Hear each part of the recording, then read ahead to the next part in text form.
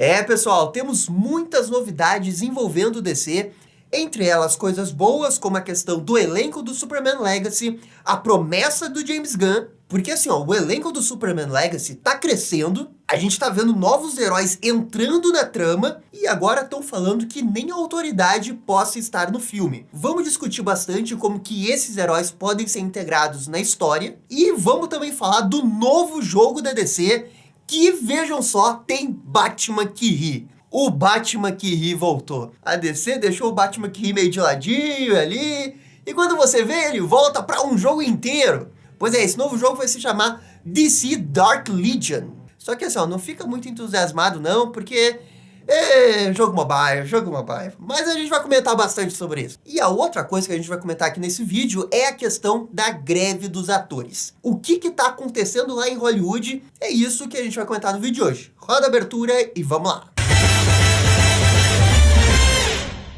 E pessoal, só antes da gente começar o vídeo, já vai deixando aquele bate-like, aquele bate-comentário, que isso ajuda demais aqui o canal. Muito obrigado para todo mundo que faz isso. E beleza, dado nosso recado, vamos começar falando sobre o filme Superman Legacy. Porque assim, ó, agora que começou a ser divulgado parte do elenco do Superman Legacy, porque agora a gente tem a certeza que o Lanterna Verde Guy Gardner vai aparecer, também da Mulher Gavião, do Mr. Terrific e, mais recentemente, do Metamorfo.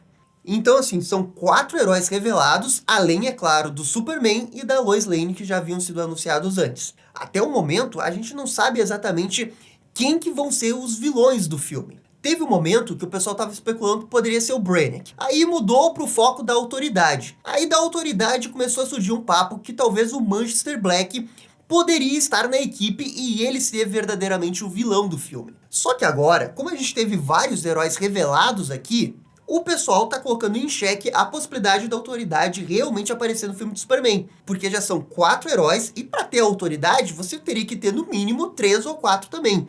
E se você somar toda essa galera aí, vai dar mais de 8 personagens para desenvolver no meio de um filme.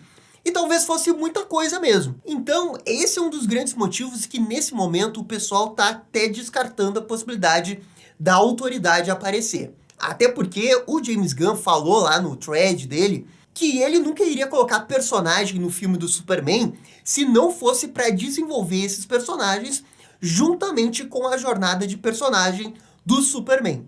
Ele até fez uma comparação bem inteligente de que o Clark, ele é aquele personagem que tem que lidar com os amigos do trabalho, do planeta diário, e os amigos super-heróis. E que ele tem essas duas facetas que ele precisa equilibrar. E essa daqui me parece uma reflexão bem interessante de como levar uma história do Superman.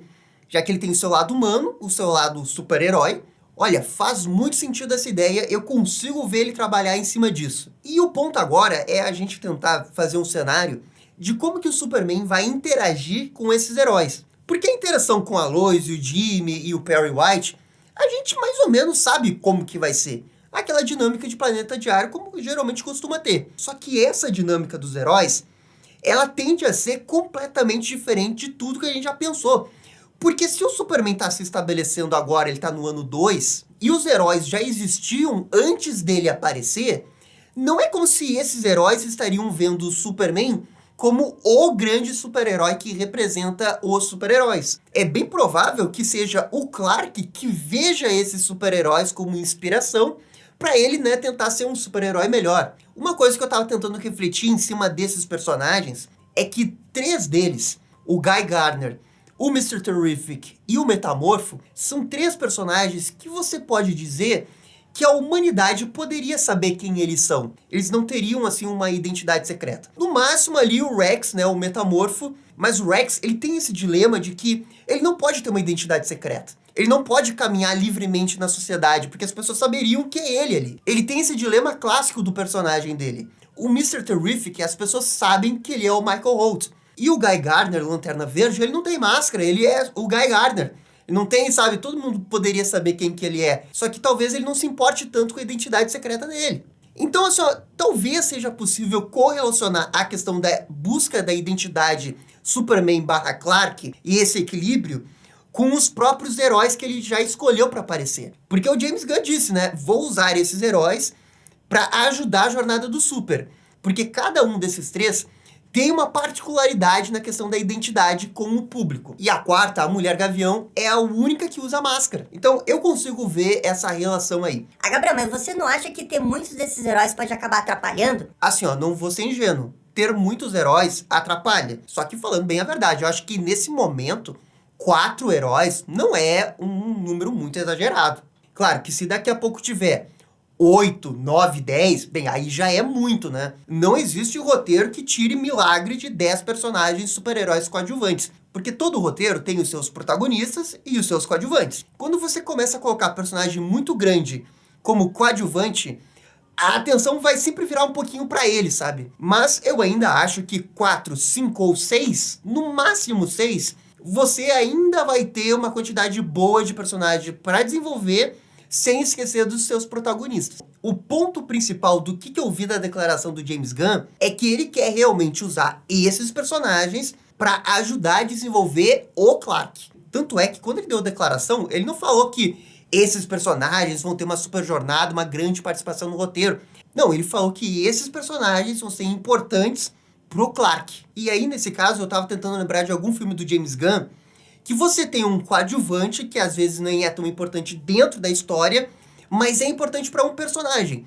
E aí eu me lembrei da Caça-Ratos 2, do Esquadrão Suicida. Porque tem o pai da Caça-Ratos. O pai da Caça-Ratos tem, o quê? 1 ou 2 flashbacks. E ele, assim, não é tão importante para a história, mas para Caça-Ratos é importante. Porque faz toda uma ligação com o arco de personagem dela, que tá muito bem jogado dentro do filme lá. Então você pode ter esse jogo de roteiro, que é pegar um personagem, não fazer com que ele tenha uma grande participação na história, mas sim na relação que ele tem com o seu protagonista. O pai da Caça-Ratos funcionou perfeitamente bem. Agora, vai funcionar com um outro personagem que é um herói da DC e que naturalmente chama a atenção, que as pessoas querem saber mais sobre ele? Bem, aí tem que ver o filme. É sempre muito difícil trabalhar com heróis grandes, porque as pessoas sempre querem saber mais do backstory daquele personagem. Ainda mais quando ele é um super-herói. Porque assim, ó, vamos olhar pro caso da Mulher Gavião. Qual Mulher Gavião? Kendra? Shaira? Ressuscitou 300 vezes no corpo? Vão falar alguma coisa sobre isso? Não sei. E se falarem isso, vão usar como argumento para ajudar a desenvolver o Clark, mas o público vai conseguir entender sem saber exatamente a história dela, que por si só já é bem confusa. Esse tipo de relação com o personagem, quando ele é super-herói, ele é diferente, por exemplo, com o pai da Caça-Rato. O pai da Caça-Rato, ele entra no roteiro e ele serve realmente como bengala, né, para construir a personagem da Caça-Ratos. E por que aquilo funciona? Porque a Caça-Ratos é muito importante pra trama. E ali tudo aquilo funciona como se fossem pequenos quadradinhos que vão somando e construindo a relação da equipe que é tão importante para você se importar com esses personagens. No Superman Legacy, como que isso vai funcionar? Ainda é um mistério. Mas eu acho um certo exagero achar que com 4 super-heróis você já tá lotando personagens de cameos e não tá dando atenção pro Superman. Acho um pouco exagerado essa lógica. É claro que o filme pode ir pra esse lado, né? Ter um monte de super-herói e no final ser uma festa de cameo e não ajudar a desenvolver tão bem o Clark e esses outros heróis ficarem perdidos na trama. Que foi o que grande parte das pessoas sentiram com o Doutor Estranho Multiverso da Loucura, que teve um monte de cameo.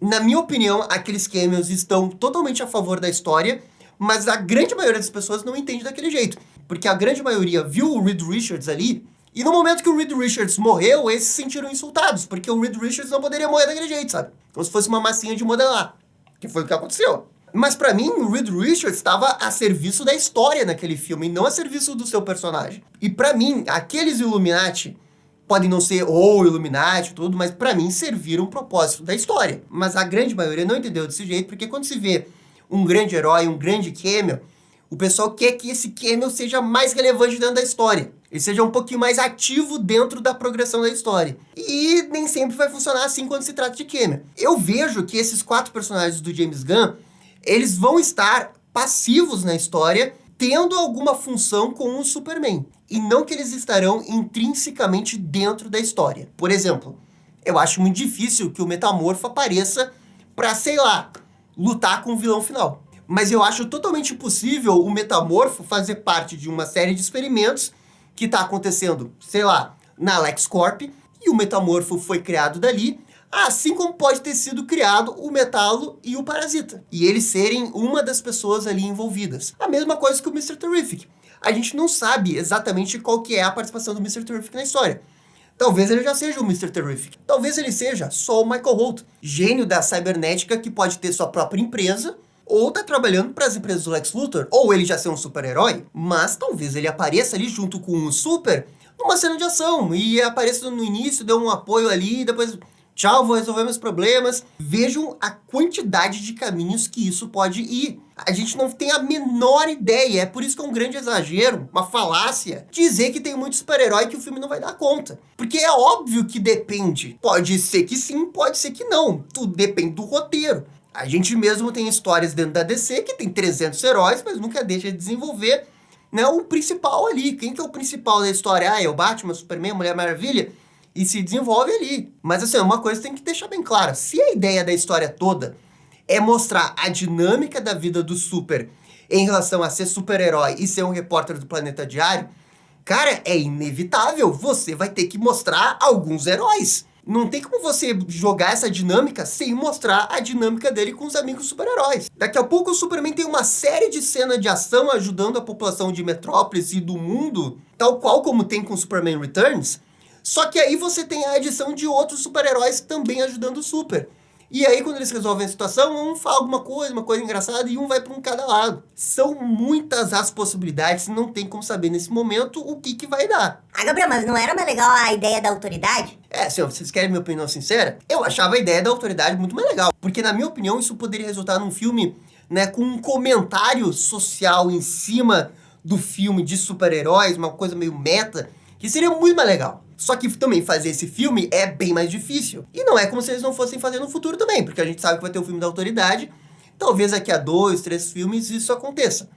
Claro que poderia ser agora, tava torcendo que seja, mas não me parece que vai ser isso. Ah, Gabriel, mas será que não tem como colocar a autoridade e esses heróis juntos e o Superman no meio? Assim, eu até tinha pensado nessa possibilidade, porque você poderia colocar vários heróis e cada um dos heróis ter a sua própria opinião sobre alguma coisa que está acontecendo no mundo, ou como que os meta-humanos se relacionam com os próprios humanos. Você poderia ter uma geração atual de super-heróis que está entrando, uma outra que está saindo, ter uma espécie de conflito geracional ali, e o Superman entra no meio para tentar ajudar os dois grupos, e com isso até apaziguar uma opinião pública que talvez seja desfavorável a heróis. Ok, dá para fazer isso, só que daí eu fico pensando o esforço do roteiro que é para conseguir alcançar esse objetivo. Porque além do objetivo de mostrar uma dinâmica social dos heróis, uma geração de heróis entrando em conflito com uma outra geração de heróis, ou talvez propriamente com a opinião pública, e você tem mais de um ponto de vista dos heróis, é muita coisa para desenvolver, ao mesmo tempo que você desenvolve,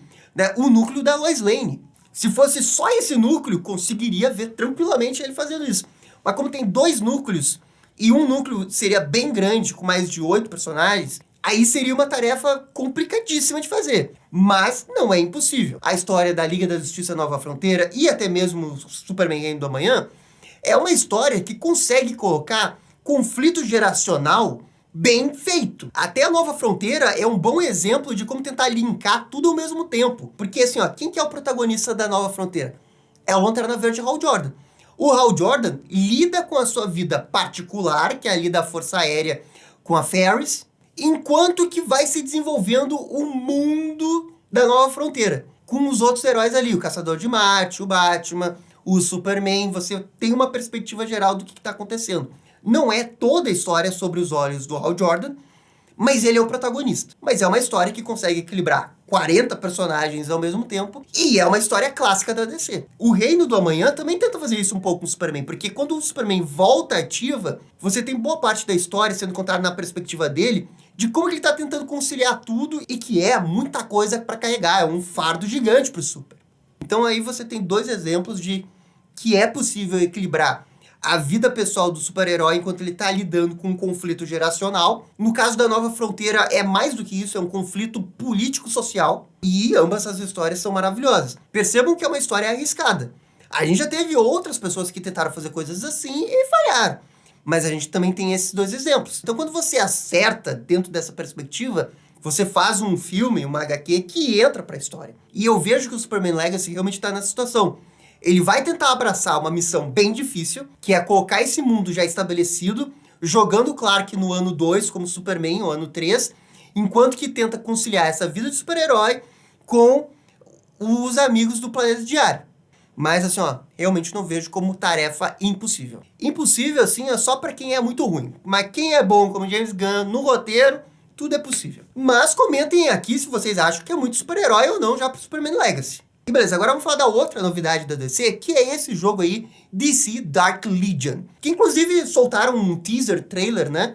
Com a participação do Batman Key. E esse é um jogo que vai ser um pouco inspirado, né, nas HQs do Dark Knights Metal, porque você vai ter o Batman Key com aqueles vilões do exército do Batman Key atacando o universo da DC. E bem, até aqui me parece uma ideia bem promissora, um jogo envolvendo isso, acho maneiro, massa velha, legal mesmo. Só que é um jogo mobile, e essa empresa aí que está desenvolvendo, a Fan, ela tem outros jogos mobile que é muito mais de competitividade, né, para celular. Na descrição oficial do jogo, é dito que a gente vai controlar um agente do século 31 e que esse agente vai recrutar heróis da DC, né, para formar o seu próprio grupo e aí conseguir deter o Batman Key. E bem, essa é uma descrição que nos inclina a pensar num tipo de jogo que a gente já viu bastante aí no mobile, até mesmo na Marvel tem esse tipo de formato aí, que você consegue recrutar um personagem, dar level up no personagem, e daí tem aqueles negócios de gacha, que é muito difícil de comprar tal personagem, de conseguir aquele personagem, ranking S, não sei o que. E infelizmente tudo desse jogo não parece ser um bom jogo. Se eles falassem que é um jogo de estratégia, single player,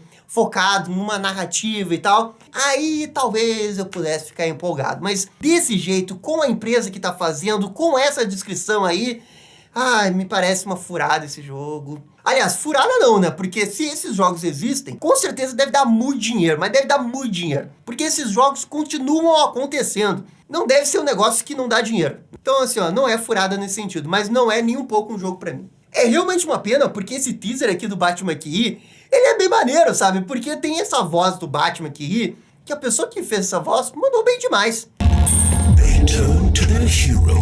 Gostaria ainda de ver um dia o Batman Key numa animação. E a verdade é a seguinte, ó, o Batman Key não tem jeito. Quando você acha que ele sumiu de vez, ele vai lá e ele volta como antagonista principal de um jogo para celular. Assim, ó, odeio o Batman Key, mas não dá pra dizer que ele não é uma ideia que vende. O cara vende demais.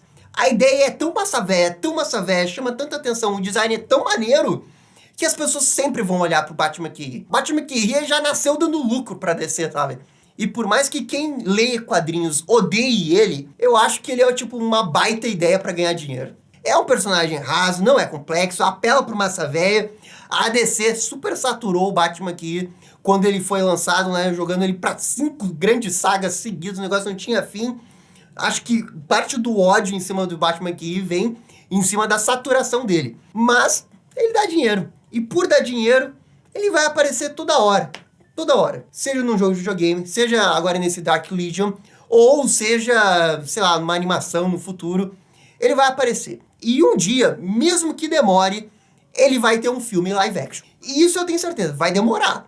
Mas um dia ele vai ter, porque é muito dinheiro. Se os filmes do Venom, que já não são lá grandes coisas, conseguem fazer um mar de dinheiro, imagina um filme que é o Batman Key. Nossa, que conceitualmente é a fusão do Batman com o Coringa. Não dá. Isso sempre vai dar dinheiro. Mas em relação ao Dark Legion, a história até parece ser interessante para um jogo mobile, assim, até parece uma coisa legalzinha, mas só de ler a descrição, para mobile você vai recrutar heróis, não sei o que, já me deu um pé atrás, não acredito muito nesse jogo. Mas vai que seja bom, vamos ficar de olho. E beleza, vamos para o último assunto, que é a questão da greve dos atores. Oficialmente, o Sindicato dos Atores dos Estados Unidos está em greve, e eles começaram essa greve primeiramente para apoiar o pessoal dos roteiristas, que estão fazendo greve aí há quase 2 meses, e os estúdios de Hollywood estão nem aí. Tivemos algumas declarações simplesmente assustadoras de alguns executivos de Hollywood. Olha assim, ó, eu já vi alguns executivos de Hollywood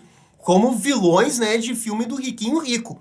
Mas agora eles estão, tipo, no nível super mega blaster de vilão do Riquinho Rico. Eles são muito. Teve uma pessoa que foi a público e disse que a ideia era deixar a greve seguir até eles ficarem sem dinheiro, sem casa, e eles seriam obrigados a voltar a trabalhar. Nossa senhora, é inacreditável que alguém diz isso. Olha, uma parada inacreditável. E aí os atores, apoiando o pessoal da greve dos roteiristas, entrou na sua própria greve. Mas também não foi só por causa disso. O pessoal do Sindicato dos Atores também tem uma série de reivindicações ali que envolvem, né, diretamente a relação com os estúdios. Principalmente ali a questão de salário, né, quanto cada um ganha, aquele cheque residual, que é o cheque que você ganha depois que o filme saiu. E a parte da inteligência artificial, né, que eles também estão, tipo, totalmente contra o que alguns estúdios de Hollywood estão se propondo. Como, por exemplo, digitalizar a imagem de um ator para poder utilizar ela no futuro, caso esse ator venha a falecer de algum jeito. Cara, é assim, ó, é surreal o mundo distópico que a gente vive, porque eu tô falando isso sério, tipo, parece uma paródia do South Park, parece um episódio dos Simpsons. Mas, tipo, os estúdios realmente estavam propondo isso pro sindicato dos atores. Na maior cara de pau, sem vergonha alguma. Esse negócio da greve é bem sério. Os caras podem levar algum certo tempo pra se entender, hein? E demorando, vai afetar todos os filmes. Todos os calendários que a gente tem aí pode ser afetado. O Deadpool 3 que estavam gravando já interromperam as gravações. E aí, se a greve levar 1, 2 meses, cara, o filme vai ser adiado. Com toda certeza, não tem hipótese como esse filme não seja adiado. Ah, Gabriel, mas e a questão dos filmes da DC? Bem, nesse caso, o filme do Coringa não foi afetado, porque as gravações já terminaram, mas a série do Pinguim e do Sandman, lembram da série do Sandman? Essas duas séries foram interrompidas e a gente não sabe quando de fato as gravações vão ser encerradas agora. Com certeza vão ser adiadas. Aliás, elas já não têm data justamente por causa disso. O que fica a grande dúvida agora é a questão do Superman Legacy. Porque o Superman Legacy, na teoria, vai ser gravado a partir do primeiro trimestre de 2024. Mas, nesse momento, nos Estados Unidos, não tem como cravar nada. Não tem nenhuma perspectiva de que outros sindicatos não entrem na greve também. E como o filme do Superman Legacy está em pré-produção, a primeira coisa que ele é prejudicado é que, nesse momento, não dá para fazer chamada de elenco para convocar ator para escolher ator, sei lá, para ser Lex Luthor.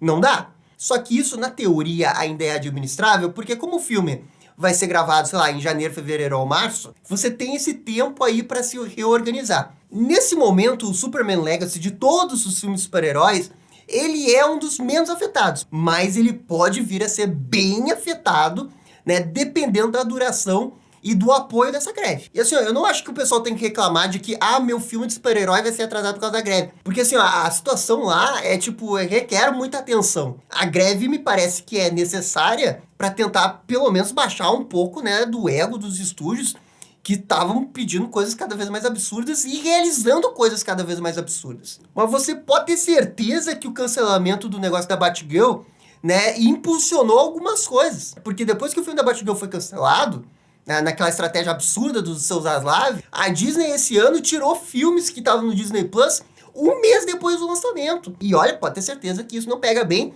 com o pessoal dos atores. O cara vai lá, se dedica, faz um filme e um mês depois estão tirando o filme do streaming da Disney. Quem é que deu a ideia original para fazer isso? Seus Zaslav. Essas greves são muito necessárias para baixar a crista aí dos estúdios que estão se achando, né, o gás da Coca-Cola e fazendo demandas absurdas para os atores e para os roteiristas, dando condições que nenhum deveria estar nessas condições.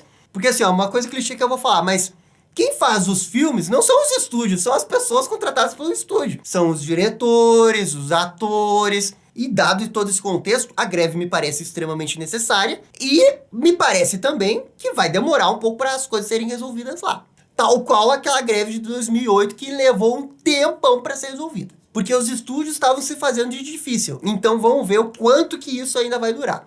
Mas que isso vai afetar as produções envolvendo DC e Marvel, pode ter certeza que vai. Mas enfim, gente, isso aqui também é só minha opinião. Por favor, comentem aqui embaixo.